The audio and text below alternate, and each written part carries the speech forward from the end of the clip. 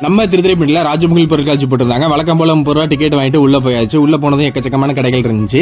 அங்க பாத்தீங்கன்னா ரொம்பவே பரிதாபமான நிலையா தான் இருந்துச்சு. ஏன்னா ஒரு கூட்டமும் வரல. நம்ம சின்ன வயசுல பார்த்தா மரண கிணறுலாம் பாத்தீங்களா அங்க வச்சிருந்தாங்க. இது பாக்குறதுக்கு ரொம்பவே நல்லா இருந்துச்சு. 80 ரூபா டிக்கெட் வாங்குறாங்க. கேம்ஸ்மே பாத்தீங்கன்னா நிறைய வச்சிருந்தாங்க. இந்த கேம் கிட்டத்தட்ட 16 வருஷமா தோத்துட்டு இருக்கேன். அதனால நான் இதை விளையாடல. அப்புறம் வளையம் போடுற கேமும் பாத்தீங்கன்னா 16 வருஷமா நான் தோத்துக்கிட்டு தான் இருக்கேன். ஆனா இந்த கேம் பாத்தீங்கன்னா இதுல கண்டிப்பா எப்படியாவது ஒரு பிரைஸ் வந்துடும் அப்படின்னு சொல்லிட்டு 50 ரூபாய்க்கு டிக்கெட் எடுத்துட்டேன். 50 ரூபாய்க்கு டிக்கெட் எடுத்து நான் 100 ரூபாய்க்கு எப்படியா ஜெயிச்சே ஆகணும் அப்படின்னு சொல்லிட்டு நம்ம பந்த உருட்ட ஆரம்பிச்சாச்சு. 6 1 அப்படின்னு சொல்லிட்டு மாத்தி மாத்தி போட்டுட்டு இருந்தேன். கடைசியில பார்த்தா ஒரு நம்பர் வந்துச்சு. அந்த நம்பருக்கு பார்த்தா நம்மளுக்கு ஒரு பிளாஸ்டிக் கப்பு தந்தாங்க. பரவாயில்ல இதையாவது ஜெயிச்சோமே அப்படின்னு சந்தோஷப்பட்டு பார்த்தா அங்க ஒருத்தர் கேமரா எடுத்துக்கிட்டு இருந்தாரு.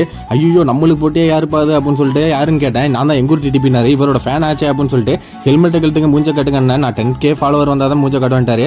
அதனால இவர் ஐடியும் ஃபாலோ பண்ணீங்க. அப்புறம் சாப்பிடறதுக்கு பாத்தீங்கன்னா டெல்லி அப்பளம், ஸ்பிரிங் ரோல், பஜ்ஜி, போண்டா இது எல்லாமே வச்சு நம்மள சந்தோஷப்படுத்த நம்ம ஊருக்கு வந்திருக்காங்க. 3ஆம் தேதி வரைக்கும் இந்த பொருட்காட்சி இருக்கும். யாருக்கும் இந்த விஷயம் தெரியலன்னா கண்டிப்பா அதை ஷேர் பண்ணி விட்டுருங்க.